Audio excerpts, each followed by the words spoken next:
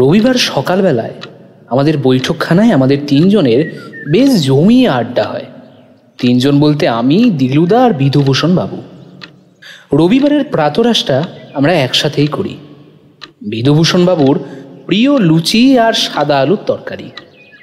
অন্যান্য দিন দিলুদা খাবার ব্যাপারে নিয়মকানুন মেনে চললেও সপ্তাহের এই একটা দিন চিট ডে দিলুদার জন্য। এই দিনটা বেশ কবজি ডুবেই আমাদের বাড়িতে খাওয়া দাওয়া হয়। বিধুভূষণ বাবু প্রাতরাশটা আমাদের বাড়িতে সারলেও দুপুরের খাওয়াটা কিছুতেই তিনি আমাদের বাড়িতে খান না, ওটা তিনি বাড়িতেই সারেন। অকৃতদার হলেও বাড়িতে তার মা বর্তমান, আর রবিবার দিন তিনি নিজের হাতে ছেলের জন্য রান্না করেন। তাই বিধুভূষণবাবু যেখানেই থাকুন না কেন দুপুরের মধ্যে তিনি বাড়ি ফিরবেনই। তিনি বলেন, বুঝলে বলু ভাই, আমার মা 80 পেরিয়েছেন। এই বয়সেও তিনি আমার মতো কুলাঙ্গার সন্তানের জন্য রবিবার হাত পুড়িয়ে রাঁধেন। সেটা কি করে অবহেলা করি বলো? হ্যাঁ, যে কটা দিন মায়ের আদর পাওয়া যায়। আপনি আবার কুলাঙ্গার কেন হবেন? আপনার মতন মাতৃভক্ত ছেলে আছে নাকি? উত্তরে হে হে করে হেসে ওঠেন তিনি। যাই হোক, আজকের আড্ডা বেশ জমে উঠেছে। পুরী ঘুরে আসবার পর থেকেই, অর্থাৎ পুরীর কোণারকের মন্দির দেখবার পর থেকেই বিধুভূষণবাবুর মনে পুরনো স্থাপত্য নিয়ে নানা প্রশ্ন দানা বেঁধে উঠেছে। এই রবিবার সকালে তিনি সেগুলো দিলুদার থেকে পরিষ্কার করে নেন। দেখুন দিলুবাবু, তখনকার দিনে মানুষের কতটা শারীরিক বল ছিল ভাবুন। এভাবে পাথর কেটে কেটে স্থাপত্য নির্মাণ চারটিখানি কথা বলুন। সে তো বটেই। শুধু শারীরিক বল নয় বিধুভূষণ বাবু, মাথাটাও বেশ পরিষ্কার ছিল বুঝলেন। ওই রকম উঁচু মাপের আর্কিটেক্ট এখনকার জামানাতে বিরল। চলুন এবারে ওই রকম কোনো জায়গায় ঘুরে আসি যেখানে বেশ মন্দির, গুহা এসব পাওয়া যাবে। চলুন তাহলে দক্ষিণ ভারত যাই। ওখানে এরকম কাজ আপনি ভুরি ভুরি দেখতে পাবেন। কেন দক্ষিণ ভারত কেন? মন্দির, গুহা এসব তো অনেক জায়গাতেই আছে। ঠিক এমনি সময়ে দিলুদার মোবাইলটা বেজে উঠল। স্ক্রিনে ভেসে ওঠা নাম্বারটা দেখে মুখটা হাসিতে ভরে উঠল দিলুদার। বুঝলাম চেনা কারোর ফোন এসেছে। ভুল বললাম, শুধু চেনা নয়, দিলুদার পছন্দের কারোর ফোন এসেছে। আমি একদিকের কথোপকথন শুনতে পাচ্ছিলাম, সেটাই এখানে তুলে ধরলাম। আরে কি খবর, কেমন আছো? না, এখন সেরকম ব্যস্ততা নেই। ভোপাল কবে গেলে সেখানে? সে কি একটু ডিটেলসে বলা যায়? বেশ, আমি সব বুকিং করে তোমাকে জানাচ্ছি। কেমন? ফোনটা রেখে দেয় দিলুদা। আমি আর বিধুভূষণবাবু আগ্রহ নিয়ে তাকিয়ে আছি দিলুদার মুখের দিকে। কোথাও তো একটা যাওয়ার প্ল্যান হবে বলে মনে হচ্ছে। বিধুভূষণবাবু আর কৌতূহল চাপতে না পেরে বললেন, কে ফোন করেছিল মা? আর কোথাও যাওয়ার কথা হচ্ছে? আমি আছি তো আপনাদের সাথে নাকি? আরে বাপ রে, যে একেবারে প্রশ্ন মানে বিদ্ধ করে ফেললেন আমাকে। একে একে জবাব দিয়ে। ফোন করেছিল সুকান্ত। সেই কেওনঝড়ের সুকান্ত? সেই কেওনঝড়ের সুকান্ত। ওর পোস্টিং এখন ভোপালে। আমাদের ওখানে আমন্ত্রণ জানিয়েছে সে। সুকান্তর কথা শুনে যা মনে হলো সিরিয়াল কিলিং এর কেস। ডিটেলসে কিছু বললো না, এখন আমাদের যেতে বলেছে। কি বিধুভূষণ বাবু, হবে নাকি এবারে ভোপাল যাত্রা? আমার কোনো আপত্তি নেই। ওই যে বলেছিলাম একটু কেভ, মন্দির এসব যাওয়ার খুব ইচ্ছে করছিল এবারে। হ্যাঁ, দেখুন, ঈশ্বর আপনার মনের ইচ্ছাই শুনে নিয়েছেন। ভীমবেটকার ইতিহাস জানেন? ভীমবেটকা প্রস্তর ক্ষেত্র মধ্যপ্রদেশের ভীমবেটকায় প্রস্তর যুগের একটি গুহা চিত্র। এটাই ভারতের সবচেয়ে পুরনো সভ্যতা নিদর্শন। এটি 2003-এ অন্যতম ইউনেস্কো বিশ্ব ঐতিহ্যবাহী স্থান হিসেবে নির্বাচিত হয়। ভারতীয় উপমহাদেশে মানুষের পদার্পণের প্রথম চিহ্ন উদ্ধার করা গিয়েছে এখান থেকে, এবং সেই সূত্রে দক্ষিণ এশিয়ায় প্রস্তর যুগের সূচনার সময়কালও এই প্রস্তর ক্ষেত্রে প্রাপ্ত নিদর্শন অনুযায়ী নির্ণয় করা হয়। ভারতের মধ্যপ্রদেশ রাজ্যের রায়সেন জেলার আবদুল্লাগঞ্জ শহরের কাছে রাতাপানি ব্যাঘ্র অভয়ারণ্যের মধ্যে এটি অবস্থিত। এর মধ্যে অন্তত কোনো কোনো গুহায় আজ থেকে আনুমানিক 1 লক্ষ বছর আগের হোমো ইরেক্টাসের বসতি ছিল।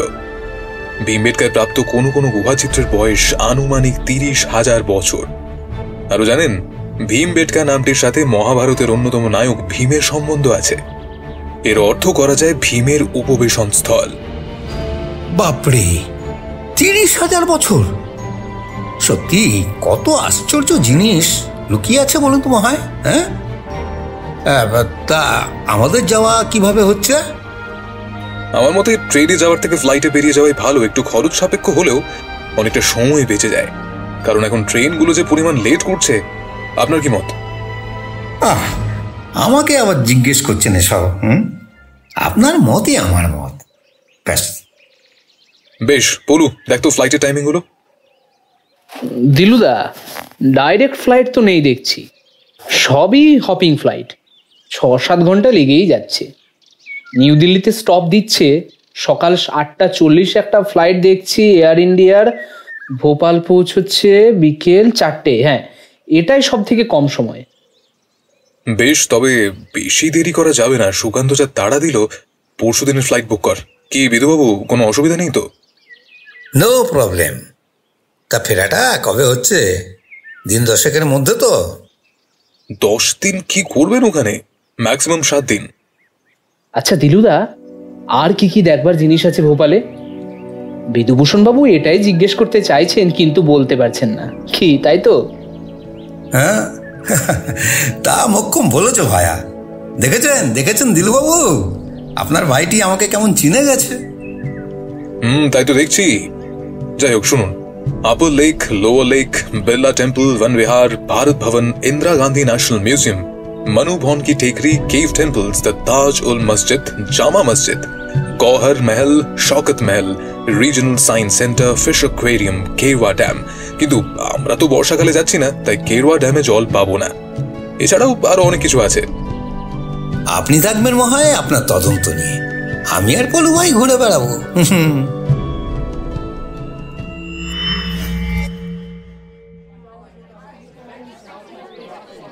নির্দিষ্ট দিনে আমরা এসে পৌঁছলাম নেতাজি সুভাষচন্দ্র বোস ইন্টারন্যাশনাল এয়ারপোর্টে। ঘড়ির কাঁটায় তখন সকাল 6:30। সিকিউরিটি চেকিং কমপ্লিট করে বোর্ডিং হয়ে গেল এবং নির্ধারিত সময়ে আমাদের উড়ান আকাশে উড়ল। সুকান্তদাকে সবটা বলা আছে। উনি আমাদের জন্য এয়ারপোর্টে গাড়ি পাঠিয়ে দেবেন এবং উনি তো থাকবেনই। সুকান্তদাই আমাদের জন্য হোটেল বুক করে রেখেছেন। দিল্লিতে ফ্লাইট 3 ঘন্টা 10 মিনিটের। লেওভার দিয়ে যখন রাজা ভোজ এয়ারপোর্ট ভোপালের মাটি ছুঁল, তখন ঘড়িতে বাজে কাঁটায় কাঁটায় 4টা। বেশ টায়ার্ড লাগছিল। দিল্লিতে এয়ারপোর্টে আমরা কফি আর স্যান্ডউইচ খেয়ে নিয়েছিলাম, তাই খিদে সেরকম পাইনি। লাগেজ নিয়ে বাইরে আসতে সুকান্তদা হৈ হৈ করে এগিয়ে এলেন। আরে আরে আরে আরে ওয়েলকাম ওয়েলকাম। ভাবতেই পারিনি আমার আমন্ত্রণে আপনাদের পায়ের ধুলো এখানে পড়বে। আসুন, দিন দিন দিন দিন দিন আমাকে লাগেজগুলো দিন দিন। আরে ঠিক আছে, তুমি ব্যস্ত হো না, সেরকম হেভি লাগেজ কিছু নেই, আমরাই নিতে পারবো। হোটেল কত দূর সুকান্ত? এই 8 ঘন্টা মতন। আমরা লালঘাটি রোড দিয়ে যাব, তাহলে তাড়াতাড়ি পৌঁছে যাব। আর আমি স্টেশনের কাছেই একটা হোটেল নিয়েছি, কারণ ওখান থেকে কেভটা কাছে হবে। ওই NH-46 দিয়ে আমরা যদি যাই তাহলে ঘন্টাখানেক মতন লাগবে। কিন্তু সুকান্ত, আমরা কিন্তু নিজের হোটেল খরচ নিজেই বের করবো ভাই। এ বাবা, তা হয় না দিলুদা। এবারে আপনি আমাদের পুলিশ ডিপার্টমেন্টের গেস্ট, তাই সব খরচ আমাদের গভর্নমেন্টের। এছাড়া আমাদের সরকারি গেস্ট হাউস আছে, কিন্তু সেটা না অনেকটা দূর হয়ে যাবে। আর রোজ যাতায়াত ওইখান থেকে করা অনেকটা কষ্টসাধ্য, তাই এই কাছাকাছি হোটেলটাই নেওয়া হয়েছে। আর এছাড়াও পলু ভাই, বিধুবাবু, ওনারা সাইট সিইংটাও করতে পারবেন ভোপালে থাকলে। কথা বলতে বলতে গাড়ি এয়ারপোর্ট চত্বর ছাড়িয়ে বেশ কিছুটা এগিয়ে গিয়েছিল। আমি কিন্তু লম্বা লিস্টি করে এনেছি, এখানে কি কি দেখবো। কোনো চিন্তা নেই বিধুবাবু, কোনো চিন্তা নেই। আমি বরঞ্চ একটা গাড়ি আর ড্রাইভার রেখে দিচ্ছি, আপনারা যখন খুশি নিজেদের ইচ্ছে মতন ঘুরবেন। ঠিক আছে? আহা হা হা, তার কি দরকার ছিল? আমি একটা গাড়ি বুক করে নিতাম না হয়, সেটাই আমাদের ঘোরা। তো এমনিতেই আমার কদিন ধরে ক্যাব ঘোরার জন্য মনটা আঁকু পাঁকু করছিল, বুঝলে সুকান্ত? আর তার মধ্যেই তোমার ফোন। কেমন কোইন্সিডেন্স বলো? কোইন্সিডেন্স হতেই পারে, তবে বিধুবাবু জানেন তো এখন টুরিস্টদের জন্য কেভ বন্ধ আছে। আসলে বেশ কয়েকটা মার্ডার হয়ে গেছে ওখানে। আর অদ্ভুত ব্যাপার জানেন, এর বিশেষত্ব হলো সবকটা মার্ডার হয়েছে ওই 5 নম্বর কেভেই। কিন্তু আপনার এর জন্য চিন্তা করার কিছু নেই, তদন্তের জন্য আমাদের তো সেখানে যেতেই হবে। আর তাই আপনার কেভ দর্শন কেউ আটকাতে পারছে না। একটু ব্যাপারটা ডিটেলসে বলো সুকান্ত।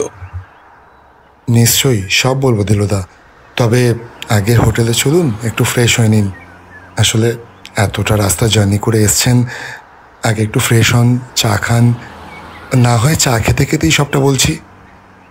কথা বলতে বলতে আমরা চলে এলাম হোটেলে। হোটেলটা বেশ বড়, নাম হলো হোটেল মেঘদূত। আমার আর দিলুদার জন্য একটা রুম, আর বিধুভূষণ বাবুর জন্য আরেকটা রুম নেওয়া হয়েছে। সুকান্তদা এসে আমাদের রুমেই বসলো। কথা হলো বিধুভূষণ বাবু ফ্রেশ হয়ে আমাদের রুমে আসবেন, এখানেই একত্রে চা খাওয়া হবে। নিজের রুমে যাওয়ার আগে বিধুভূষণ বাবু বলে গেলেন, আমাকে ছাড়া শুরু করো না কিন্তু সুকান্ত। আরে না না, কোনো চিন্তা নেই, আপনি আসুন, একসাথেই কথা হবে। ফ্রেশ হয়ে সবাই মিলে বসা হলো চায়ের টেবিলে। সুকান্তদা অনেক কিছু অর্ডার দিয়েছেন চায়ের সাথে, স্যান্ডউইচ, পকোড়া, কেক। খেতে খেতে কথা হচ্ছিল।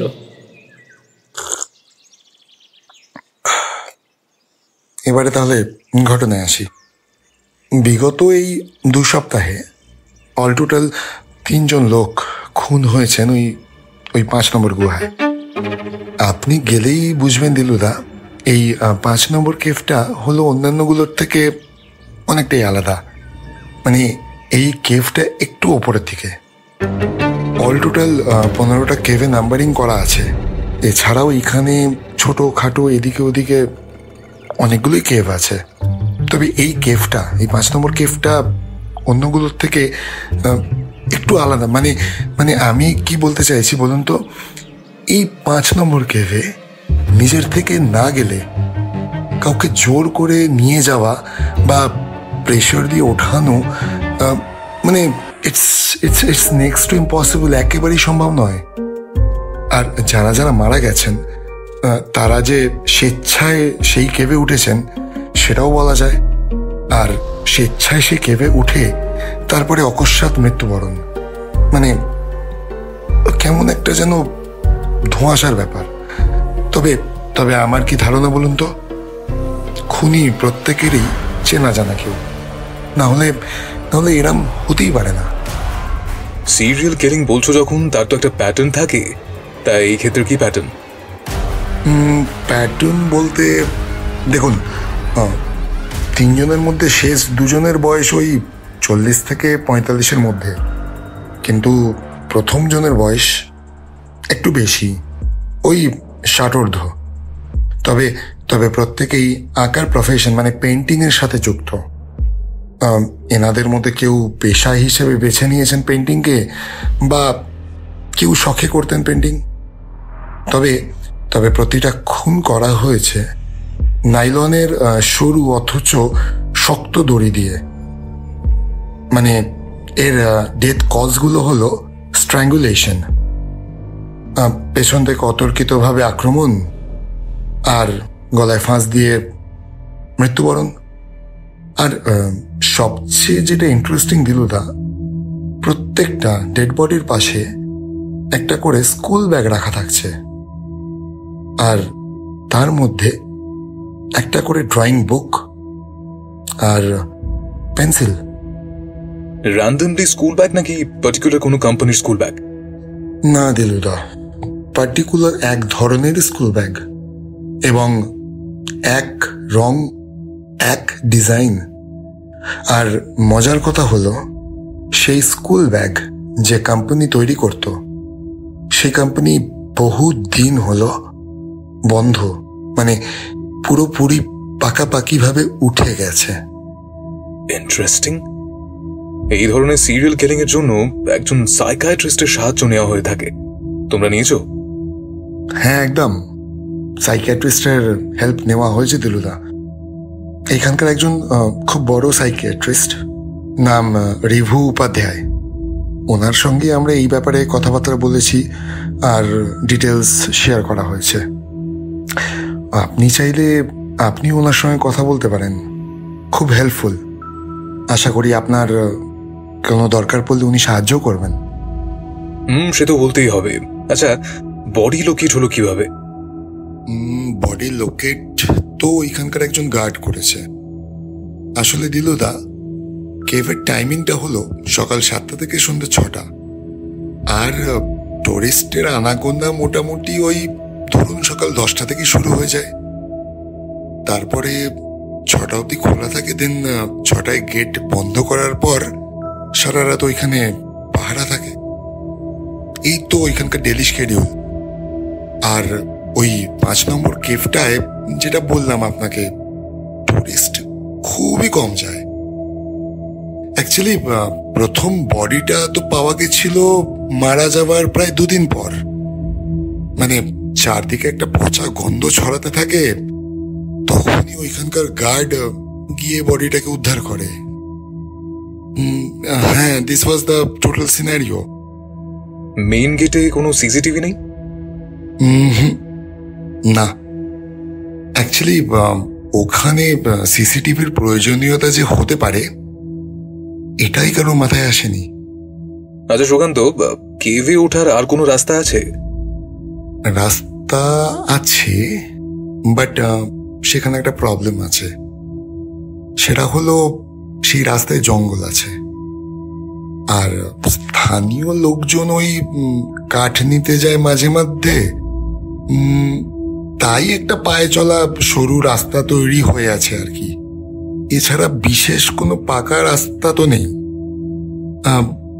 কিন্তু কিন্তু একটা কথা বলুন দিলুদা, পরিচিত যে কেউই হোক, ধরে নিচ্ছি রাতেই কারোর সাথে ওই ঘুর পথে, মানে ওই ঘুর পথ দিয়ে কেভে কেউ কেন যাবে বলুন তো?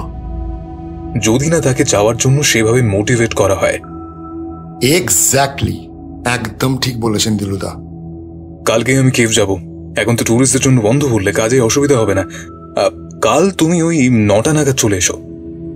অলরাইট, ঠিক আছে, তাহলে ওই কথাই রইল। কাল সকাল 9টায় আমি আপনাদের পিক আপ করতে আসছি। কাল কিন্তু আমরাও যাব কেভ দর্শনে। একদম একদম, সে তো নিশ্চয়ই। আর কাল আমাদের বড় সাহেবের বাড়িতে আবার আপনাদের লাঞ্চের একটা ইনভিটেশন আছে। এই উনি একটু পরেই আপনাকে ফোন করে নেবেন। আহা, এসবের আবার কি দরকার ছিল সুকান্ত? বড্ড কুণ্ঠিত বোধ করি আমি এসবে। আরে না না না না দিলুদা, একদম কুণ্ঠাবোধ করবেন না। অ্যাকচুয়ালি উনি খুবই মাইডিয়ার লোক, আর আপনি কথা বলে দেখবেন দিলুদা, আমি কথা দিচ্ছি আপনার সব কুণ্ঠাবোধ কেটে যাবে। ঠিক আছে, ওকে, তাহলে আমি আজ চলি। আর আমার ওইদিকে কাজ আছে। এছাড়াও আপনারা অনেকটা জার্নি করে এসছেন, আপনারা একটু বিশ্রাম নিন, ফ্রেশ হন। আবার কালকে তো সকাল থেকে টানাপোড়েন স্টার্ট হয়ে যাবে, ইনভেস্টিগেশন অ্যান্ড অল। তো আপনারাও রেস্ট নিন বিধুবাবু, কালকের জন্য ফ্রেশন আপ হয়ে যান। ভেবেছিলাম তাড়াতাড়ি ডিনার করে শুয়ে পড়ব।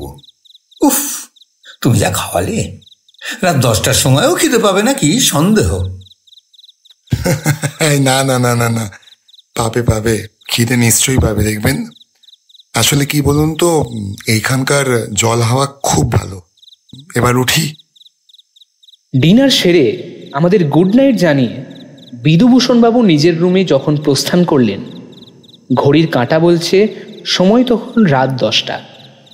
সেই পরিচিত ভঙ্গিতে মুখে ফিল্টার হুইলসে অগ্নিসংযোগ করে ঘরের ভিতর পায়চারি করতে করতে দিলুদা বলল, কি বুঝলি?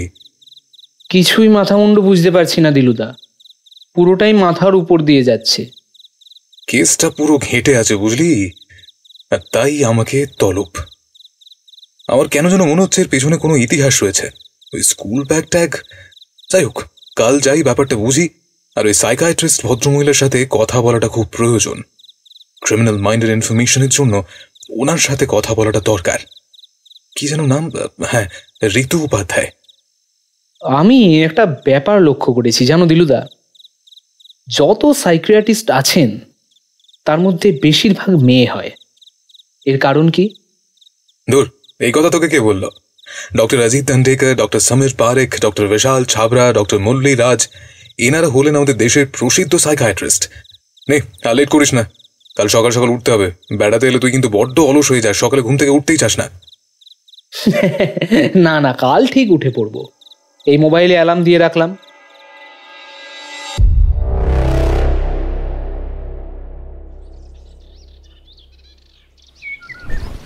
পরদিন সকালে অ্যালার্ম বাজার আগেই আমার ঘুম ভেঙে গেল। মনের মধ্যে একটা চাপা টেনশন কাজ করছে বলেই হয়তো। উঠে দেখলাম দিলুদা জগিং সেরে এসে ব্যায়ামে বসেছে। আমি তাড়াতাড়ি ফ্রেশ হয়ে নিলাম। তারপরে বিধুভূষণ বাবুকে ডাকতে গিয়ে দেখি উনিও ইতিমধ্যেই তৈরি হয়ে আমাদের রুমে আসছিলেন। দিলুদা স্নান সেরে তৈরি হয়ে আমরা তিনজনে যখন ব্রেকফাস্ট টেবিলে গিয়ে পৌঁছলাম তখন বাজে সকাল 8টা। এই হোটেলে ব্রেকফাস্ট কমপ্লিমেন্টারি, তাই রেস্টুরেন্টে বুফে সিস্টেমে সব খাবার সাজানো রয়েছে। ব্রেড টোস্ট থেকে শুরু করে south Indian idli, dosa, north Indian আলু পরাঠা সব রয়েছে। দিলুদা ব্রেড টোস্ট, ডিম সেদ্ধ, ফল আর 1 কাপ গরম কফি দিয়ে প্রাতরাশ সারল। আমি আর বিধুভূষণ বাবু সবকিছুই অল্প অল্প করে টেস্ট করলাম। এদের খাবারের কোয়ালিটি বেশ ভালো। আমাদের খাওয়া দাওয়ার পর্ব মিটতেই সুকান্তদা চলে এলেন।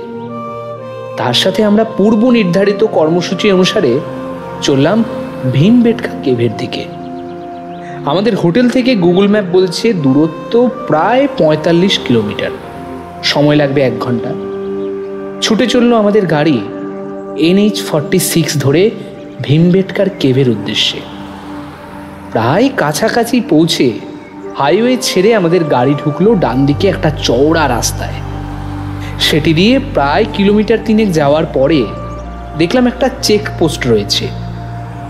সাধারণ মানুষেরা অর্থাৎ পর্যটকেরা আসলে ওই চেকপোস্ট থেকে গাড়ির জন্য টিকিট কিনে তারপর গাড়ি নিয়ে আগে এগোতে হয়।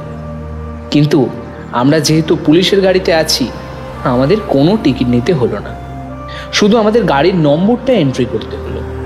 তারপরে আমাদের গাড়ি এগিয়ে চলল সামনের দিকে। এবারে উঠতে হলো বেশ কিছুটা উপরের দিকে। ওপরে উঠে একটা সমতল জায়গায় সব গাড়ি পার্কিংয়ের ব্যবস্থা হলো। অন্য সময় হলে এখনও গাড়ির ভিড় লেগে থাকে, কিন্তু এখন যেহেতু কেভ পর্যটকদের জন্য বন্ধ, তাই শুধু আমাদের গাড়িতেই পার্কিংয়ে রইল। আমরা গাড়ি থেকে নেমে পায়ে হেঁটে কেভের উদ্দেশ্যে রওনা হলাম। সোজা গিয়ে পৌঁছলাম 5 নম্বর কেভের সামনে। এই কেভটা একটু ওপরের দিকে, আর কেভটা বন্ধ করা রয়েছে পুলিশের পুলিশ লাইন ডু নট ক্রসের হলুদ পুলিশ স্টেপ দিয়ে। আমরা সেটাকে টপকে কেভের মধ্যে ঢুকলাম। দেখলাম 3টে জায়গা চক দিয়ে দেহ অনুসারে মার্কআউট করা রয়েছে। দিলুদা উবু হয়ে বসে 3টে জায়গায় ভালো করে খুঁটিয়ে খুঁটিয়ে দেখল। তারপর সুকান্তদাকে বলল, আচ্ছা, স্কুল ব্যাগগুলো কোথায় ছিল সুকান্ত? মানে বডির ঠিক কোন দিকে?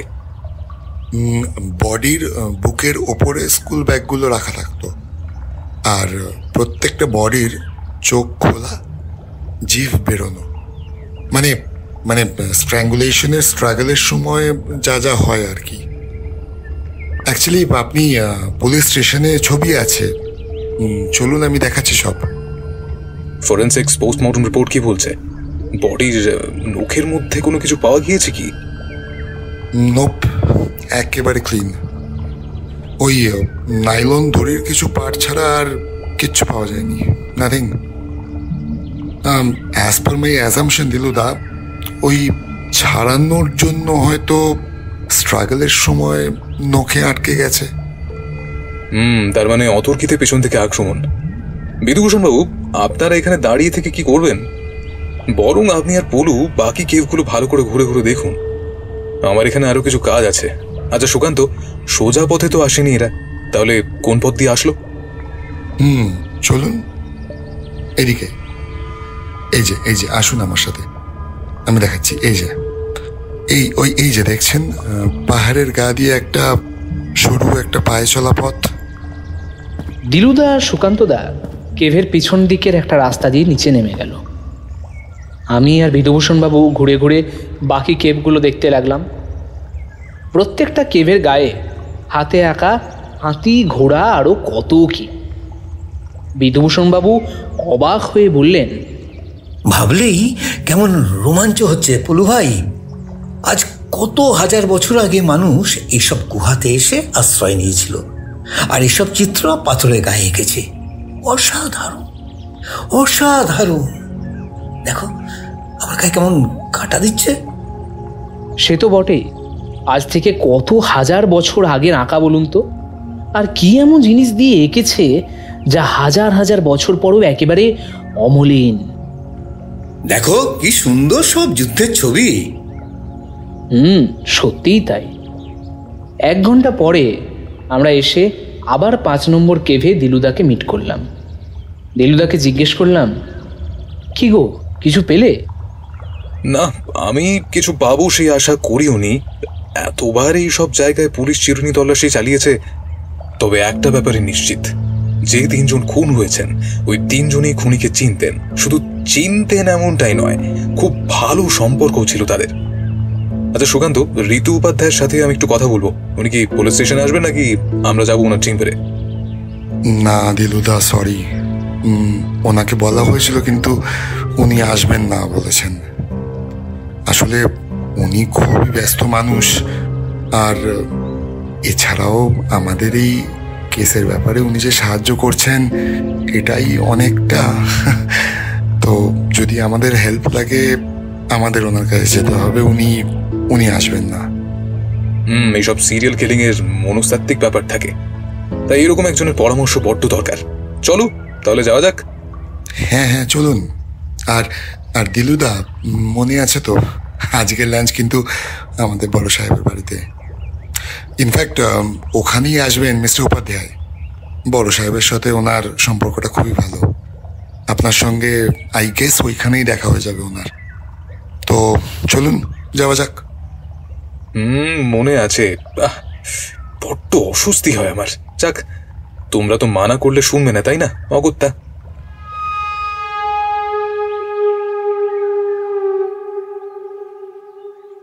ভীমবেটকা কেভ থেকে বেরিয়ে ভোপালে আসতে সময় লাগলো পাক্কা 1 ঘন্টা। বড় সাহেব অর্থাৎ শর্মাজির বাড়িটা একদম ভোপাল শহরের মাঝখানে। সেখানে পৌঁছতে উনি নিজে বেরিয়ে এসে আমাদের অভ্যর্থনা করে ভিতরে নিয়ে গেলেন। বাকি কথাবার্তা হিন্দিতেই হয়েছিল, আমি বাংলাতে লিখলাম। আসুন আসুন প্রসূন বাবু, আপনি যে আমাদের আমন্ত্রণে এখানে আসবেন আমি তো ভাবতেই পারিনি। আরে এরকম কোনো ব্যাপার নয়, আপনি আমাকে লজ্জা দিচ্ছেন। তাছাড়া সুকান্তর সাথে আমার সম্পর্ক খুব ভালো, ওর অনুরোধ আমি ফেরাতে পারি না। আর তাছাড়া আমার একটা ব্যক্তিগত স্বার্থও আছে। কিরকম স্বার্থ? এই যে নতুন নতুন রহস্য সমাধান করি, তাতে আমার অভিজ্ঞতার ঝুলিতে নতুন নতুন রহস্য সংযোজিত হয়, এটুকুই স্বার্থ। সে তো নিশ্চয়ই। আসুন আলাপ করিয়ে দিই। এই শহরের সবচেয়ে খ্যাতনামা সাইকিয়াট্রিস্ট ঋতু উপাধ্যায়। উনি আমাদের এই কেসে ভীষণ সাহায্য করছেন। ঋতুজি, ইনি হলেন বিখ্যাত প্রাইভেট ইনভেস্টিগেটর প্রসূনজি।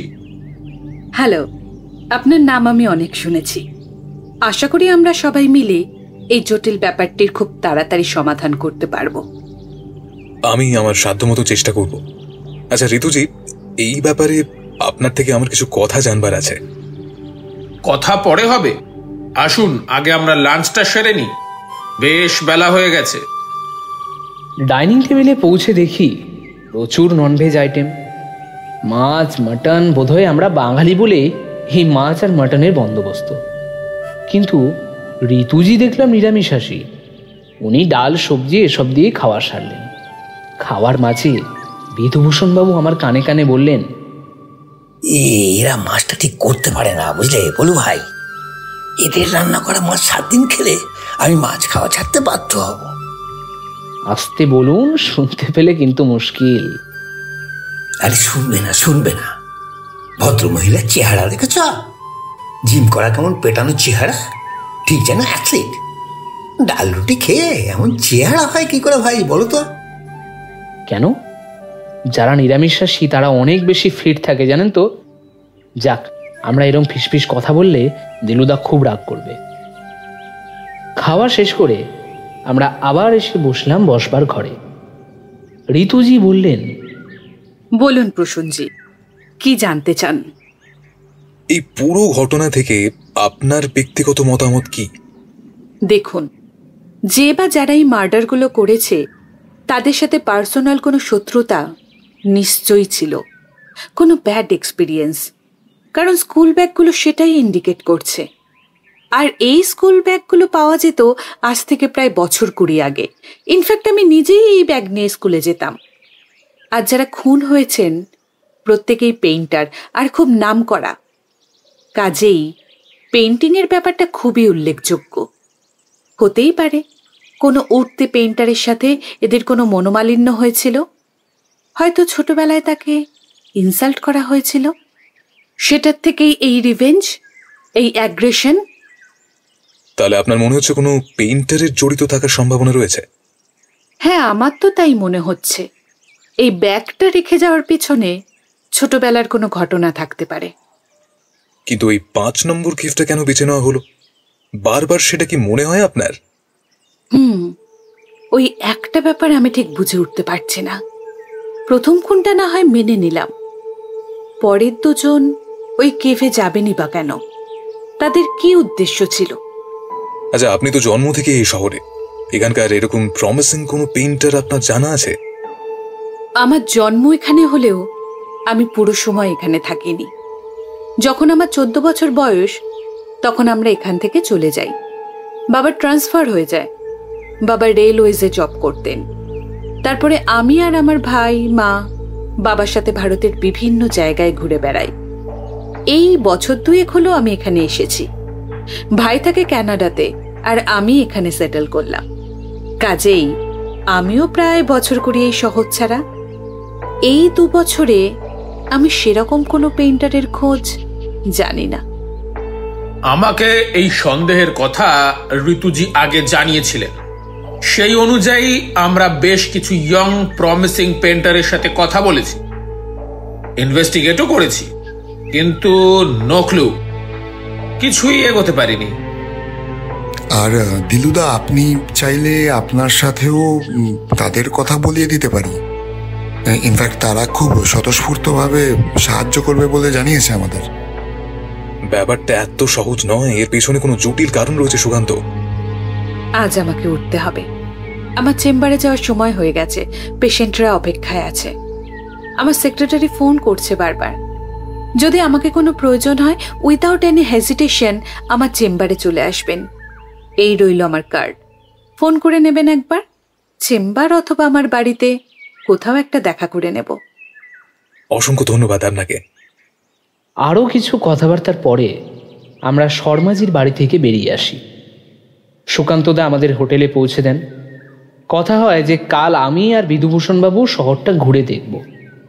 সুকান্তদা একটা গাড়ি আর গাইড আমাদের দিয়ে দেবেন, আর দিলুদা তদন্তের কাজে ব্যস্ত থাকবে।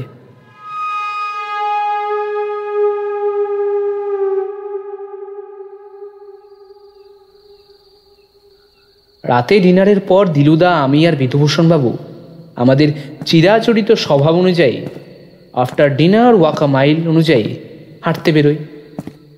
ব্যাপারটা বেশ ঘোরালো মনে হচ্ছে এবার, কি দিলুবাবু? এই সিরিয়াল কিলিং এর কেস তো কখনোই সহজ হয় না বিধুবাবু। একটা মূল জট থাকে, সেটা ছাড়াতে পারলে রহস্য পরতে পরতে খুলে আসে, বুঝলেন? কিন্তু এই জটটাই তো আসল। এখানকার রাস্তাঘাট বেশ ভালো, বলুন। ওই দেখুন আপনার মিষ্টি পানের দোকান। ওইটা মিষ্টি পান নয়, আমাদের রাজ্য ছাড়া মিষ্টি পান কোথাও পাবেন না। নর্মাল পান মধুতে চুবিয়ে দেয়। যাক, নাই মামার থেকে কানা মামা ভালো। দিলুদা, তদন্ত কোথা দিয়ে শুরু করবে কিছু ভেবেছ? কাল সুকান্তকে বলেছি ওই ব্যাগের কারখানাতে একবার যাব। বন্ধ হয়ে গেলেও পুরনো রেকর্ডস থেকে যারা কাজ করতো তাদের একটা সন্ধান তো পাওয়া যাবে। তাদের সাথে কথা বলা প্রয়োজন। কেউ বা কারা এই ব্যাগ তো তৈরি করিয়েছে ওদের দিয়ে, না হলে এই ব্যাগ, এই ডিজাইন কোথা থেকে পাবে? আমার ষষ্ঠ ইন্দ্রিয় বলছে এই ব্যাগের সাথে একটা জোরালো মোটিভ আছে এই খুনের। 20 বছর আগে বন্ধ হয়ে যাওয়া একটা কারখানা, সেরকম বড় কিছু বলেও তো মনে হয় না। কোথা থেকে খুঁজে পাবেন? এ তো খড়ের গাদায় সূচ খোঁজার মতো ব্যাপার মনে হয়। সে তো বটেই, না হলে কি এমনি এমনি আমাকে অত দূর থেকে ডেকে পাঠিয়েছেন ওনারা? দিলুদা, ওই দেখো ঋতুজি, আর সাথে কে উনি? আরে তাই তো, চল চল, মনে হয় চেম্বার সেরে ফিরছেন। আরে আপনারা আফটার ডিনার ওয়াকে বেরিয়েছেন মনে হচ্ছে। ওই এক বদ অভ্যাস বলতে পারিস। আর নতুন শহরে এলে সেই শহরকে এক্সপ্লোর করার ভালো সময় হলো এই সময়টা। আপনি মেডিসিন শপে? কিছু হয়েছে নাকি? হ্যাঁ, এটা ঠিকই বলেছেন। না, আসলে আমার মাইগ্রেন আছে, পেনটা একটু বেড়েছে, তাই ওষুধ নিতে এসেছি। আচ্ছা, আলাপ করিয়ে দিই, আমার সেক্রেটারি রিতেশ। আমিও এই চেম্বার সেরে বেরালাম। এই কাছেই আমার বাড়ি, একদিন আসবেন। হ্যাঁ হ্যাঁ, নিশ্চয়ই যাব। এখন আমাদের কাজের সূত্রে আপনার সাহায্য তো লাগবেই। বেশ, তবে চলি। হ্যাঁ, গুড নাইট। আর কিছুক্ষণ এদিক ওদিক ঘুরে আমরা হোটেলে ফিরে আসলাম। রাতে ঘুমের মধ্যে দেখলাম একটা স্কুল ব্যাগ পিঠে নিয়ে সুকান্তদা ওই 5 নম্বর কেবের মধ্যে দাঁড়িয়ে হো হো করে হেসে চলেছেন। ঘুমটা ভেঙে গেল অ্যালার্মের আওয়াজে ঠিক ভোর 5টায়। উফ দিলুদা, এখানেও। জগিং সেরে ফিরে এসে ব্রেকফাস্ট সেরে আমি আর বিধুভূষণ বাবু গেলাম ভোপাল শহর ঘুরতে। আপার লেক, লোয়ার লেক, বনবিহার এসব দেখব আজকে আমরা। ঠিক হলো, তারপর হোটেলে দিলুদার সাথে আমরা মিট করব ঠিক বিকেল 5টায়। লাঞ্চ সাথে নিয়ে নেওয়া হলো। লাঞ্চ বলতে শুকনো স্যান্ডউইচ আর কাবাব। আমি গেলাম বটে, কিন্তু আমার মন পড়ে রইল দিলুদার সাথেই। ঘোড়ার মাঝে বার দুয়েক দিলুদাকে ফোন করলাম, কিন্তু ফোনটা কেটে দিল দিলুদা। কিছু কি হলো নাকি? ঠিক 5টায় হোটেলে ফিরে দেখি দিলুদার মুখ থমথমে। বুঝলাম আজ খুব একটা সুবিধার কিছু হয়নি। কোনো তদন্তে এগোতে না পারলে দিলুদার মেজাজ বিগড়ে থাকবে। এটা আমি আর বিধুভূষণ বাবু এতদিনে ওনার সাথে থেকে বুঝে গেছি। তাই আর কথা না বেরিয়ে বিধুভূষণ বাবু টুক করে নিজের রুমে সেধিয়ে গেলেন। দিলুদা অশান্তভাবে ঘরের মধ্যে পায়চারি করতে লাগলো। কিছুক্ষণ পরে আমি সাহস করে জিজ্ঞেস করলাম, দিলুদা, ব্যাগের ফ্যাক্টরিতে কারোর দেখা পেলে না, তাই না? দুই বন্ধু মিলে কারখানা খুলেছিল। একজন মারা গিয়েছে আর একজন সপ্তাহখানেক আগে দরজায় তালা দিয়ে গা ঢাকা দিয়েছে। যিনি গা ঢাকা দিয়েছেন তার বাঁ হাতের একটি আঙুল নেই। তাকে আইডেন্টিফাই করা সহজ হবে এই ভেবে গিয়েই আত্মগোপন। আর এটা যে কারণ নির্দেশে হয়েছে সেটা বোঝাই যাচ্ছে, কিন্তু কার? একটা কথা বলি? বলে ফেল। খুনের ধরন দেখে মনে হচ্ছে দিলুদা এটা কোনো একজনের কাজ নয়। কারোর একজনের পক্ষে এভাবে খুন করা অন্তত সম্ভব নয়। প্রথমজন একটু বেশি বয়স হলেও পরের দুজনের বয়স বেশি নয়, আর চেহারাও বেশ মজবুত। এক্স্যাক্টলি। তার মানে এটা দাঁড়ায় সাইকোলজিক্যাল ডিসঅর্ডার একজনের নয়, দুজনের আছে। নয়তো একজনের ডিসঅর্ডার আছে, অপরজন তাকে সাহায্য করছে, কিন্তু ঘুরে ফিরে ওই একটা জায়গাতেই আটকে যাচ্ছি রে, কোনো কানেকশন পাচ্ছি না। এই ব্যাপারে একটু ঋতুজির সাথে কথা বলা প্রয়োজন। দাঁড়া, একটা ফোন করি ওনাকে। আজ হয়তো হবে না, কাল যদি একটু সময় দেন উনি। সুকান্তকে মৃত ব্যক্তিদের কল ডিটেলস চেক করতে বলেছি, দেখি ওখান থেকে কিছু বেরোয় নাকি। ঋতুজির সঙ্গে কথা বলে ঠিক হলো কাল সকাল 8টায় ওনার বাড়িতে উনি কথা বলবেন আমাদের সাথে, আর সাথে আমাদের ব্রেকফাস্টের জন্য আমন্ত্রণ জানাবেন।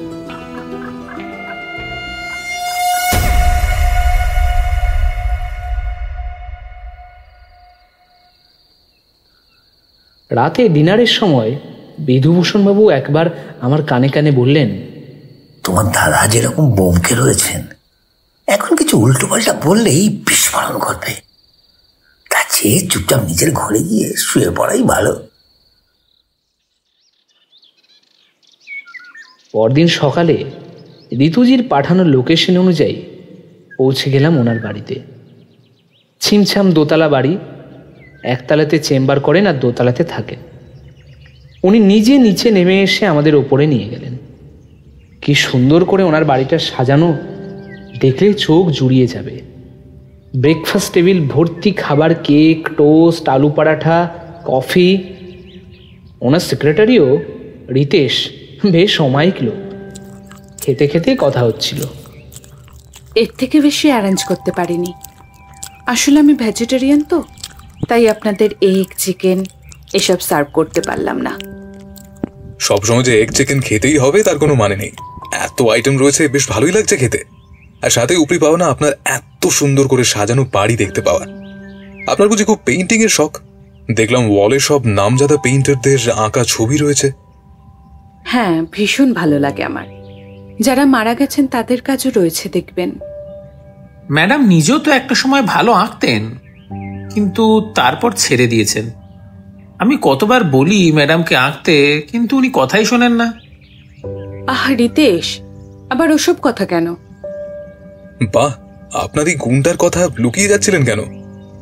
সেরকম ভালো কিছু নয়, ওই ছোটবেলার কিছু পাগলামো। ওইসব রিতেশ দেখেছে দু একটা। তারপর পড়াশোনার চাপে আর ওসব শখ হয়নি। তাছাড়া আমার বাবাও চাইতেন না আমি আঁকি। কেন? আঁকতে পারা তো ঈশ্বর প্রদত্ত একটা ক্ষমতা। আমার বাবা ওই রকমই একটু খামখেয়ালি ছিলেন। ওই এখানে থাকতেই যা একটু আধটু আঁকতাম। তারপর আমরা চলে গেলাম আম্বালাতে। ওইখানে সেরকম পরিবেশও ছিল না, তাই আর হয়েও ওঠেনি। এখন শুরু করুন, এসবের তো কোনো বয়স হয় না। ঠিক বলেছেন উনি, এখন শুরু করুন। আর আম্বালাতে আপনি স্কুলেও তো শিখতে পারতেন, এক্সট্রা কারিকুলার অ্যাক্টিভিটিসে। না, আমি যে স্কুলে পড়তাম সেসব ছিল না। আম্বালা গার্লস স্কুলে পড়তাম তো। আর তাছাড়া ধুর, এখন আর এনার্জি নেই, পেশেন্ট দেখেই সময় পাই না। দাঁড়ান, আমি ম্যাডামের আঁকা ছবি দেখাচ্ছি আপনাদেরকে। আরে, এ তো মহা মুশকিল হলো। এই ছেলেটা সত্যি, একে নিয়ে আর পারি না। আপনারা এসেছেন অন্য কাজে, আর দেখুন তো আপনাদের কি সব বিষয় এনগেজ করে ফেলছে। কথাই তো হলো না কি কাজে এসেছিলেন। আহা, আপনার নিজের আঁকা দেখতে বেশি সময় লাগবে না। আমরা খুব আগ্রহী আপনার আঁকা দেখতে। কাজের কথা তো হবেই। কথা বলতে বলতে রিতেশ দুটো আঁকা নিয়ে ঢুকলেন। কি অপূর্ব ঋতুজির হাতের আঁকা। একটি হলো ভীমবেটকার কেভের চিত্র, অপরটি একটি শিব ঠাকুরের ছবি। দুটোই অসামান্য। থাকতে না পেরে বিধুভূষণবাবু বলে উঠলেন, দেখুন, আমি পেন্টিংয়ের বড় সমজদার নই, কিন্তু তাও বলতে পারি এই জিনিস চর্চা না করে আপনি একটা ক্রাইম করে ফেলেছেন নিজের সাথে। আপনি কিন্তু খুব মজার মানুষ। এসব অল্প স্বল্প আঁকতাম। যাই হোক, বলুন কি জানতে চান মিস্টার দত্ত? সত্যি আমিও প্রশংসা না করে পারছি না। আপনি না সময় বের করে আবার চর্চা শুরু করুন, বুঝলেন? হ্যাঁ, যেটা জানবার ছিল, এই যে খুনগুলো হচ্ছে সেটা দেখে আমার মনে হচ্ছে এর সাথে একের বেশি লোক জড়িত। একটা কথা বলুন, একসাথে দুজনের কি একই রকম সাইকোলজিক্যাল ডিসঅর্ডার হওয়া সম্ভব? না, সেটা সম্ভব নয়। এটা হতে পারে একজনের ডিসঅর্ডার ছিল, অন্যজন হেল্প করেছে। কিন্তু এত শিওর কি করে হচ্ছেন যে দুজন ছিল? পেশাদার খুনিও তো হতে পারে। তাহলে একজনের পক্ষেই তো সম্ভব। পেশাদার খুনির কাজ নয় এটা, ম্যাডাম। যদিও ফরেন্সিক হাতের ছাপ, পায়ের ছাপ কিছুই পায়নি, শুধু ভিক্টিমের ছাপই পাওয়া গিয়েছে। খুব সম্ভবত রাবারের জুতো, গ্লাভস ব্যবহার করেছিল খুনি। যাক, আপনার অনেকটা সময় নষ্ট করলাম, আর চলি তাহলে। এরকম বলবেন না। যখন দরকার হবে আমাকে জানাবেন। ব্যাগের কারখানার কাউকে পেলেন? না, একজন মারা গিয়েছেন আর একজন দরজাতে তালা লাগিয়ে কোথায় যেন চলে গিয়েছেন। Bad luck. তবে কাল রাতে আমার একটা কথা মনে পড়েছে, জানেন? ওই ব্যাগের কারখানার মালিক আমাদের বাড়িতে দু একবার এসেছিলেন। আরও মনে আছে কারণ ওনার একটা আঙুল ছিল না। বাবার কাছে কি যেন কাজে এসেছিলেন। তখনই জানতে পারি ওর আদি বাড়ি হল উজ্জয়ন শহরে। ওখানে একবার খোঁজ নিয়ে দেখতে পারেন। আপনি যে আমাদের কি উপকার করলেন কি বলবো, একদম দিশেহারা লাগছিল। আর আপনি একটু সাবধানে থাকবেন। আপনি আমাদের উপকার করছেন এটা কিন্তু অনেকেই জানে। আমরা চাই না আপনার কোনো বিপদ হোক। আমাদের বাড়িটা সিসিটিভি প্রোটেক্টেড, তাছাড়া আমি রয়েছি, ম্যাডামের কিচ্ছু হবে না। ঋতুজির বাড়ি থেকে বেরিয়ে ঠিক হলো আমরা সাইট সিইংয়ে যাব আর দিলুদা যাবে থানাতে। কিন্তু দেখলাম দিলুদা বেরিয়ে কাকে একটা ফোন করলো, তারপর আমাদের বলল, তোরা ঘুরে আয়, আমি একটু সুকান্তকে নিয়ে উজ্জয়িন যাব। আমরাও যাই না দিলুদা তোমার সাথে? সেই ভালো। দিলুবাবু, আজকাল দেখছি আপনি আমাদের কিরকম সাইড করে দিচ্ছেন তদন্তে। আহা, আপনাদের কথা ভেবেই বলছিলাম। আচ্ছা বেশ, চলুন। গাড়িতে গেলে অনেকটা সময় লাগবে, তাই আমরা ট্রেনে যাবো। 2 ঘন্টায় পৌঁছে যাব। কিন্তু আপনি সেখানে গেলে কি ওই ব্যক্তির খোঁজ পাবেন? ওনার ওই আঙ্গুলের বিশেষত্বর জন্যই খোঁজ পেতে পারি। তাছাড়া লোকাল থানা হেল্প করবে নিশ্চয়ই। দেখাই যাক না। আমরা উজ্জয়িন গেলাম এবং লোকাল থানার সাহায্যে সেই লোকের খোঁজও পেলাম, কিন্তু সেখানেও তিনি নেই। আশপাশে খোঁজ নিয়ে জানলাম বিগত 5 বছরে তিনি এই মুখ হননি। কাজেই একটা আশার আলো জ্বলেও নিভে গেল। ক্লান্ত বিধ্বস্ত আমরা রাত 8টা নাগাদ হোটেলে ফিরলাম। কিন্তু একটা সমস্যা যেটা হয়েছে সেটা হলো বিধুভূষণবাবু নতুন জুতো পরে বেড়াতে এসছেন এবং ফলস্বরূপ পায়ে ফোসকা পড়েছে। কাল মোটামুটি খুঁড়িয়ে ম্যানেজ করেছেন এবং আজ উজ্জয়িন গিয়ে বেশ অবস্থা খারাপ হয়েছে। আমরা স্টেশন থেকে গাড়ি করে হোটেলে চলে এসেছি। ব্যান্ডেড কেনার কথা মনেই নেই, কিন্তু বিধুভূষণবাবুর অবস্থা দেখে দিলুদা বলল, শোন, তোরা ফ্রেশ হয়ে নে, আমি ব্যান্ডেড নিয়ে আসছি। ভদ্রলোক সত্যি খুব কষ্ট পাচ্ছেন। আর আমার ফোনটা আউট অফ চার্জ হয়ে গেছে, একটু চার্জে বসাতো। সে কি, তুমি ফোন নিয়ে যাবে না? আরে এই তো 10 মিনিটের রাস্তা, মেডিসিন শপ যাবো আর আসবো। মোবাইল কিসের জন্য লাগবে? তুই ডিনার অর্ডার করে দে, আজ রুমেই সেরে নেবো ডিনার, কেমন? ঠিক আছে। আমি ফ্রেশ হয়ে ডিনার অর্ডার করে অপেক্ষা করতে লাগলাম। বিধুভূষণবাবুও চলে এসেছেন আমাদের রুমে, কিন্তু দিলুদার পাত্তা নেই। 10 মিনিট বলে গেল, এ তো 1 ঘন্টা হতে চলল। ফোনটাও নিয়ে যায়নি। রীতিমতন উৎকণ্ঠা বাড়তে লাগলো। ভাবলাম আর কিছুক্ষণ দেখি, তারপর সুকান্তদাকে ফোন করব। দিলুদার তো আর শত্রুর শেষ নেই। রাত যখন 10:30, আর থাকতে না পেরে সুকান্তদাকে সবটা জানালাম। উনি কিছুক্ষণের মধ্যেই চলে আসলেন। আরে, তোমরা আগে জানাবে তো আমাকে। আসলে দিলুদা রাগ করে অকারণে কাউকে বিরক্ত করলে, তাই কিছুক্ষণ অপেক্ষা করে তোমাকে জানালাম। আহা, এতে বিরক্ত হওয়ার কি আছে? যাই হোক, দিলুদা কোন দিকে গেছেন সেটা বলতে পারবে? এই তো হোটেল থেকে বেরিয়ে বাঁ দিকে মিনিট 5 গেলে যে ওষুধের দোকানটা আছে না, ওখানেই যাওয়ার কথা। Something is wrong. যাই হোক, চলো বেরিয়ে পড়া যাক। Quick quick quick quick quick, come on. বিধুভূষণবাবু, আপনার পায়ের অবস্থা খুব খারাপ। আপনি হোটেলে থাকুন, আমি সুকান্তদার সাথে যাচ্ছি। নীলুদাকে পেলেই আপনাকে ফোনে জানাচ্ছি। কি বলছো পলু ভাই? দিলুবাবুকে পাওয়া যাচ্ছে না আর আমি হোটেলে বসে থাকবো? বোঝার চেষ্টা করুন, আপনি আমাদের সাথে তাল মিলিয়ে হাঁটতে বা দৌড়তে কোনোটাই পারবেন না। ব্যথা বেড়ে গেলে আরো বিপদ হবে। আপনি থাকুন, আমরা আসছি। অগত্যা। হ্যাঁ, কিন্তু কিছু একটা খোঁজ পেলেই আমাকে জানাবে। সেই ওষুধের দোকান থেকে খোঁজ নিয়ে জানতে পারলাম যে একজন ভদ্রলোক এসেছিলেন। তিনি 1 বাক্স ব্যান্ডেড কিনেছেন, কিন্তু তারপরে কোথায় গেছেন তিনি তারা জানেন না। আর সিসিটিভি ক্যামেরাও নেই দোকানে, যেটা দেখব। আশেপাশে এই অঞ্চলে কোনো সিসিটিভি নেই, কিন্তু মোড়ের মাথায় ট্রাফিকের একটা সিসিটিভি রয়েছে।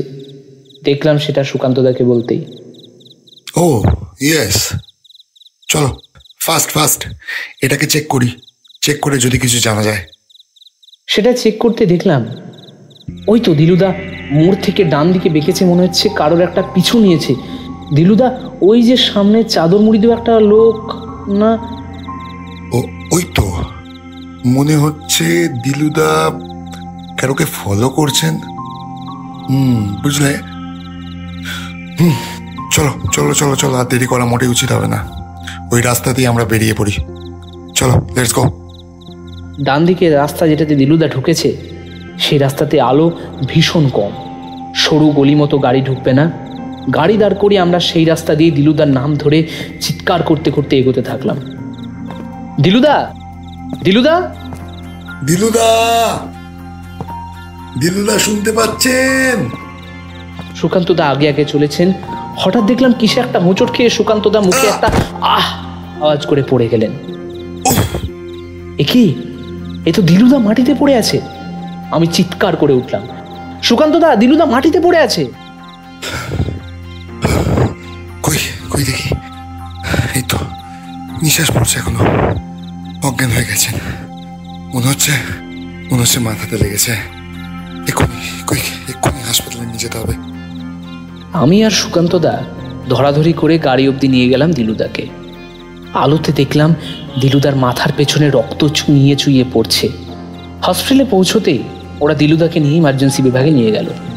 দিলুদার জ্ঞান এখনো ফেরেনি। বিধুভূষণবাবুকে ফোনে সবটা বললাম। কিছুক্ষণের মধ্যেই দেখি ভদ্রলোক খোঁড়াতে খোঁড়াতে একটা অটো নিয়ে হসপিটালে হাজির। কিছুক্ষণ পরেই দিলুদার জ্ঞান ফিরল। মাথার পেছনে স্টিচ পড়ল দুটো। সিটি স্ক্যান করে দেখা গেল কোনো ক্লটিং নেই। সুকান্তদা আমাদের হোটেলে পৌঁছে দিয়ে যখন বাড়ি ফিরল তখন বাজে রাত 3টে। হালকা সেডেটিভের জন্য দিলুদা ঘুমোচ্ছে। ও না উঠলে জানতেও পারবো না কিচ্ছু।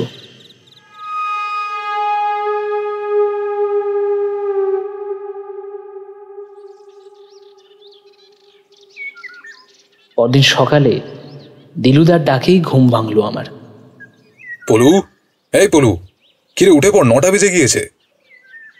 উঠে গেছো তুমি? কেমন আছো? ব্যথা নেই তো? আমি ফার্স্ট ক্লাস আছি। জানিস তো, মাঝে মাঝে যখন মাথাটা কাজ করা বন্ধ করে দেয় তখন এই ছটকাগুলো খুব উপকার করে। আজ বিস্তর কাজ আছে, কিন্তু আজ আর তোমরা আমার ল্যাঙ্গুট হবে না। তোমরা তোমাদের মতো ঘোরো আর আমাকে আমার কাজ করতে দাও। আরে কি মুশকিল, কিছু তো বলবে। কাল কার পিছু নিয়েছিলে? তুই বল দেখি, কার পিছু নিতে পারি? ও মা, আমি কি করে গেস করব? তাও ওই ব্যাগের দোকানের মালিকের। শাবাশ মাই ওয়াটসন, আমার তরফ থেকে একটা পিৎজা ট্রিট পাওনা রইল তোর। পিছু নিয়েছিলাম, কিন্তু তার আগে মাথায় বাড়ি আর সব ভোঁ-ভা। তাও সবটা ভোঁ-ভা নয়, গন্ধটা লুকোতে পারেনি বেটা। গন্ধ? কিসের গন্ধ? কি বলছো? কিন্তু মোটিভটা কি? ব্যাকগ্রাউন্ড চেক করতে হবে। চল চল, ব্রেকফাস্ট সেরে বেরোই। ব্রেকফাস্ট সেরে ঠিক হলো আমি আর বিধুভূষণ বাবু যাব ঘুরতে। যদিও আমাদের দুজনেরই ইচ্ছা দিলুদার সাথে থাকার, কিন্তু বিধুভূষণ বাবু মুখ গোমড়া করেই বলেই ফেললেন, এই যে আমাদের যে আপনি আলাদা আলাদা করে রাখেন, এটা আমার মোটেই পছন্দ নয়। কাল যা ভয় পাইয়ে দিয়েছিলেন ভাই। কোথায় আলাদা রাখলাম? আপনারা ছাড়া আমি তো অচল। কিন্তু একটা শহরে এসেছেন, একটু ঘুরে দেখবেন না? যদি সব ঠিক থাকে তাহলে কালই রহস্য থেকে পর্দা উঠবে। জানান, বেরিয়ে পড়ুন আর ব্যান্ডেডটা ভালো করে লাগিয়ে নিন। সন্ধ্যেবেলা হোটেলে দেখা হচ্ছে। আমরা ফিরে এলেও দিলুদা ফিরল প্রায় রাত 10:30। মাঝে অবশ্য ফোনে কথা হয়েছে, আমাদের ডিনার করে নিতেও বলেছে, কিন্তু আমরা অপেক্ষা করে বসে আছি। দিলুদা ফিরলে আমরা ডিনার সেরে নিলাম। আমি আর বিধুভূষণবাবু কৌতূহলী দৃষ্টি নিয়ে তাকিয়ে আছি দিলুদার দিকে, কিন্তু সে নির্বিকার চিত্তে মটনের নল্লির হাড় চুষে যাচ্ছে। শেষে আর থাকতে না পেরে বিধুভূষণবাবু বলে উঠলেন,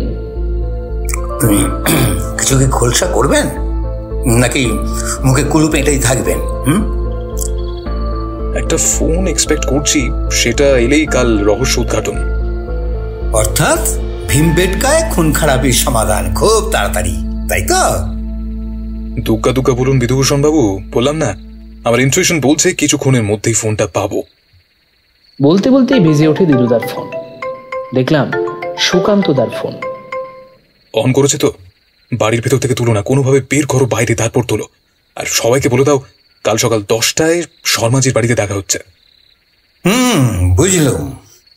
আজ আর কিছু খবর পাওয়ার আশা নেই। চললুম ঘরে। Good night.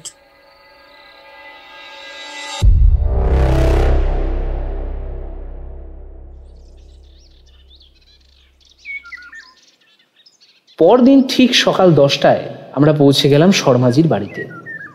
ওখানে পৌঁছে দেখলাম চেনা মুখের সাথে সাথে বেশ কিছু অচেনা মুখ, এবং যাকে বলে ক্রিম অফ ভোপাল অর্থাৎ ভোপালের বেশ গণ্যমান্য ব্যক্তিরাও হাজির। এই সিরিয়াল কিলিং যে সারা শহরে সাড়া ফেলেছে তা বলাই বাহুল্য। তাই তার রহস্য উদ্ঘাটন নিয়ে যে শহরে চাঞ্চল্য সৃষ্টি হবে তা তো অনুমান করাই যায়। শর্মাজি ঋতুজির পাশে খালি চেয়ারে বসলাম আমি আর বিধুভূষণ বাবু। চায়ে গলা ভিজিয়ে নিয়ে গলা খাঁকড়ে শুরু করে দিল দিলুদা। আমি এই রহস্যের সমাধানের জন্য প্রথমেই ধন্যবাদ দেব দুটি মানুষকে, এক ঋতুজি মানে ঋতু উপাধ্যায়, আর দ্বিতীয় সুকান্তকে। ওনাদের সাহায্য ছাড়া এই অভূতপূর্ব কেস আমি সমাধান করতে পারতাম না। ধন্যবাদ দেবেন না, একজন ভালো নাগরিক হিসাবে এটাই তো আমাদের কর্তব্য। নিশ্চয়ই। আচ্ছা, তাহলে এবার রহস্যে ফিরি। 3টে খুন, প্যাটার্ন একরকম, একজন ছাড়া বাকি দুজনের বয়স একরকম, আর 3 জনের পেশাই হলো পেইন্টিং। কিছু বলার আগে একটা জিনিসের ছবি আপনাদের দেখাতে চাই। বলে দিলুদা নিজের মোবাইলে একটা দেওয়ালের ছবি দেখালো। কোনো একটা ঘরের দেওয়ালে আঁকা রয়েছে ভিনবেটকা কেভে, একজন মানুষ উল্টে পড়ে রয়েছে, পাশে স্কুল ব্যাগ। এই যে ছবিটি দেখছেন এর সাথে ক্রাইম সিনের বিস্তর মিল, কিন্তু এই ছবিটি আঁকা হয়েছিল আজ থেকে প্রায় 20 বছর আগে একটি মানসিক হাসপাতালের দেওয়ালে। এখন প্রশ্ন হলো, কে ছিল এই মানসিক হাসপাতালে? সেই কি খুনি? তিনি হলেন এই খুনগুলির মূল হোতা। এই খুনের ছক কষা শুরু হয়েছিল আজ থেকে 20 বছর আগে। প্রথম যিনি খুন হন তার কথাই ধরা যাক। তিনি 20 বছর আগে একটা কুকীর্তি করেছিলেন, তার মাসুল দিতে হলো নিজের সাথে আরো 2 জন পেইন্টারকে। আসলে খুনির এই পেইন্টিং জগৎ সম্পর্কে মনের মধ্যে প্রবল ঘৃণা পুষে রেখেছেন। তার কোনোভাবে মনের মধ্যে এই ধারণা জন্মেছে যে পেইন্টাররাই হলো সমাজের সবচেয়ে ঘৃণ্য। এ তো ভয়ানক প্যারানয়েড পার্সোনালিটি ডিসঅর্ডার। ঠিক বলেছেন ম্যাডাম, ডাক্তারি ভাষাতে তাই বলে। এটি নির্দিষ্ট গোষ্ঠী বা ব্যক্তিদের প্রতি তীব্র ঘৃণা বা বিরক্তি হিসাবে প্রকাশ পেতে পারে, যাদের তারা হুমকি হিসেবে দেখে, এমনকি মেরেও ফেলতে পারে। ঘৃণা এতটাই বেশি হয়। একদমই তাই। থ্যাংক ইউ ভেরি মাচ সহজ করে বুঝিয়ে বলার জন্য। একটি 14-15 বছরের বাচ্চা, তার মানসিক প্রতিভা কতটুকু হবে, জাস্ট টিনেজে পা দিয়েছে সে। তাকে আঁকা শেখানোর নাম করে নিয়ে যাওয়া হয় ওই 5 নম্বর কেভের ওই জায়গায়। বাচ্চাটি তখন স্কুল থেকে ফিরছিল, সাথে ছিল স্কুল ব্যাগ। ওই কেভে আজ থেকে 20 বছর আগে ঘটে যাওয়া একটা ব্রুটাল রেপ। কেউ জানতে পারে না এমন নিঃশব্দে তা ঘটে। যন্ত্রণায় কাতর বাচ্চাটি বাড়িতে ফিরে জানায় সবটা। সেই প্রভাবশালী পেইন্টারকে পুলিশে দেওয়ার কথা বলা হলে তিনি হুমকি দেন যে সেই বাচ্চাটির জীবন তিনি এমন ভাবে শেষ করবেন যে ঘুরে দাঁড়ানোর ক্ষমতা থাকবে না তার। মন্ত্রীদের সাথে তার নাকি নিত্য ওঠা বসা। ভয়ের চোটে বাবা মা তার 2 সন্তানকে নিয়ে শহর ছাড়েন। কে তারা, আর আপনি এত তথ্য কি করে জোগাড় করলেন? অবিশ্বাস্য ক্ষমতা আপনার, যত দেখছি মুগ্ধ হচ্ছে। ধন্যবাদ আপনাকে। ধীরে ধীরে সবটা জানতে পারবেন, একটু ধৈর্য ধরুন।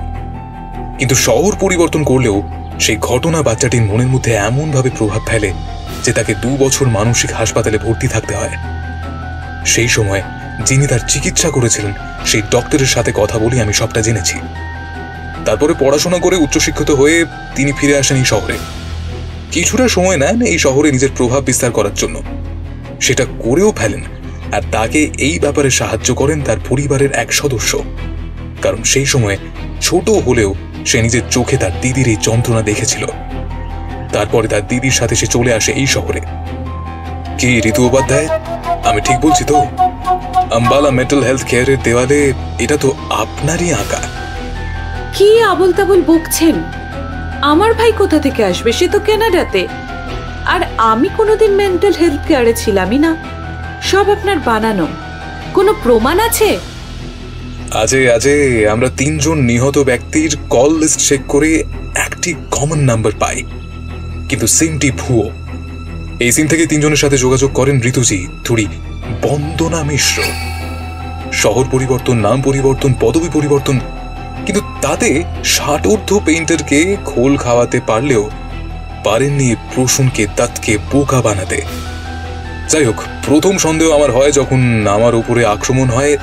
আমি ওই ব্যাগের কারখানার মালিককে পিছু নিতে নিতে গলিতে ঢুকি। সেখানেই কোনোভাবে ওত পেতেছিল আততাই। সম্ভবত সেই লোকটি ফোন বা মেসেজ বলে দেয় আমার কথা। কিন্তু গন্ধ, ঋতুজির বাড়িতে নিচের তলাতে রঙের কাজ চলছিল, সেদিন দেখেছিলাম আমরা। সেই রঙের একটা তীব্র গন্ধ ঋতুজির পোশাকেও সেদিন আমি পেয়েছিলাম। আর পেয়েছিলাম ওনার সেক্রেটারি রিতেশের শরীরে সেই গন্ধ। সেদিন অচৈতন্য হওয়ার আগে আমি পেয়েছিলাম।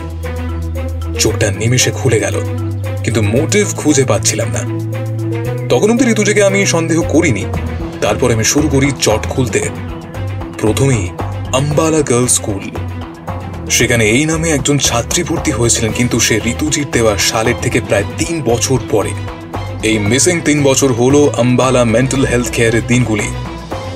সব মিথ্যা, সব মিথ্যা। আপনি কিছুই প্রমাণ করতে পারবেন না।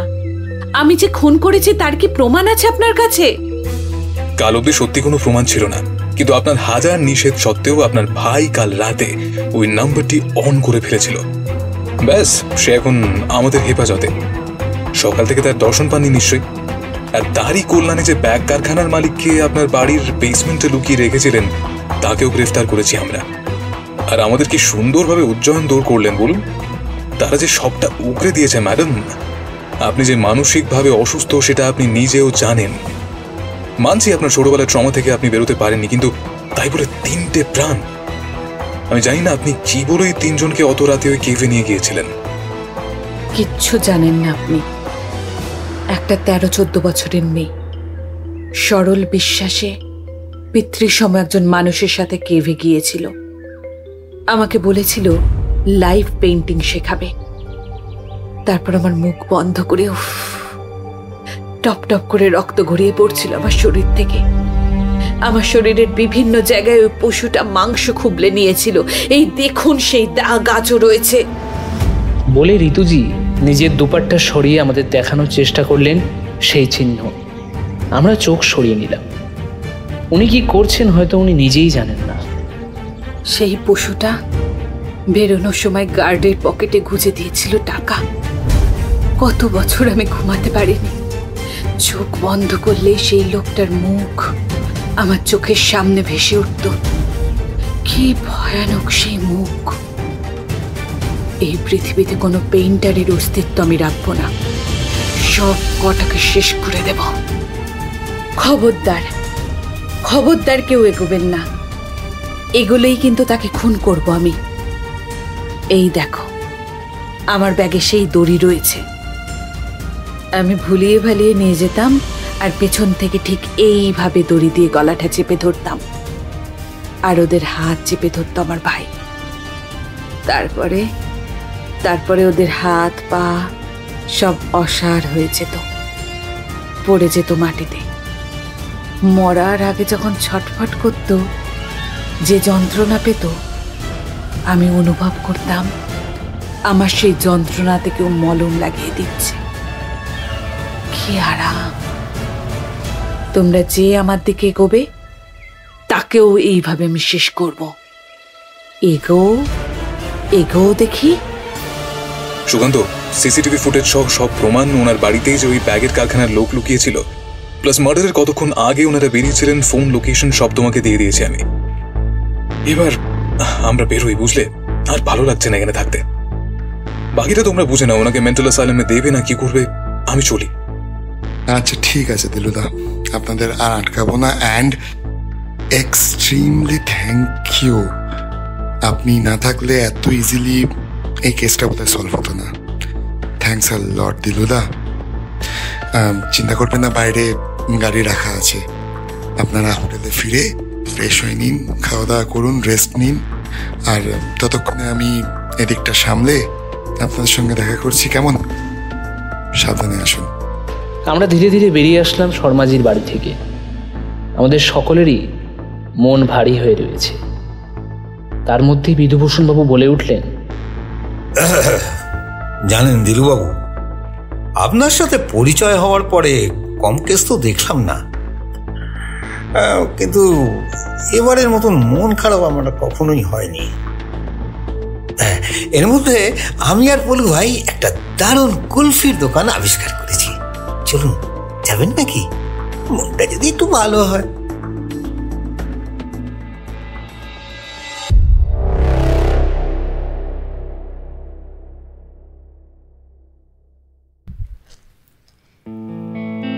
নমস্কার বন্ধুরা, আবার আমরা ফিরলাম আরেকটা নতুন জমজমাট রহস্য গল্প নিয়ে। হ্যাঁ, দিলুদা সিরিজের গল্প। বিভিন্ন চরিত্রে যারা আজকের গল্পে রূপদান করেছে তারা হলো, দিলুদার চরিত্রে ছিল সাধ্যায়, কথক এবং পলু হয়েছে সন্দীপন, বিধুভূষণ বাবু গৌতম দা, সুকান্তর ভূমিকায় ছিল নীল, ঋতুর ভূমিকায় অভিনয় করেছে রুম্পা, শর্মাজি এবং রিতেশ হয়েছে প্রয়াস। কেমন লাগলো আমাদের নিবেদন? অবশ্যই কিন্তু কমেন্টসের মাধ্যমে জানিও। আর এই ঘন ঘোর বর্ষায় ভূতের গল্প কিংবা গোয়েন্দা গল্প দুটোই কিন্তু দারুণ প্রিয়। এরপরে আবার ফিরবো একটা রোমহর্ষক ভূতের গল্প নিয়ে। আচ্ছা, আরেকটা কথা বলে দিই, ইতিমধ্যেই লাইসেন্স টু থ্রিল আরেকটি চ্যানেল খুলেছে, সেটি হলো Licence to thrill horror channel. সেখানে পাবে এই ভয়ানক সব ভূতের গল্প। নিশ্চিতভাবে বলতে পারি তোমাদের ভালো লাগবেই। তাহলে সেই চ্যানেলটিকেও সাবস্ক্রাইব করে আমাদের পাশে থেকো, যেরকম তোমরা লাইসেন্স টু থ্রিলকে ভালোবাসা দিয়ে ভরিয়ে তুলেছ। আজ এইটুকুই, ফিরবো যেরকম বললাম রোমহর্ষক একটা ভূতের গল্প নিয়ে খুব তাড়াতাড়ি। সবাই খুব ভালো থেকো, সুস্থ থেকো, আর শুনতে থেকো লাইসেন্স টু থ্রিল আর license to thrill horror. License to thrill হররে কিন্তু ইতিমধ্যেই তারানাথ তান্ত্রিক একটি গল্প চলে এসেছে, ঝটপট শুনে নাও আর কমেন্টস করে জানিও কেমন লেগেছে। তাহলে দিলুদা সিরিজের এই গল্পটি এবং লাইসেন্স টু থ্রিল হররে তারানাথ তান্ত্রিকের গল্প দুটোই শুনো এবং কমেন্টসের মাধ্যমে আমাদেরকে জানিও কেমন।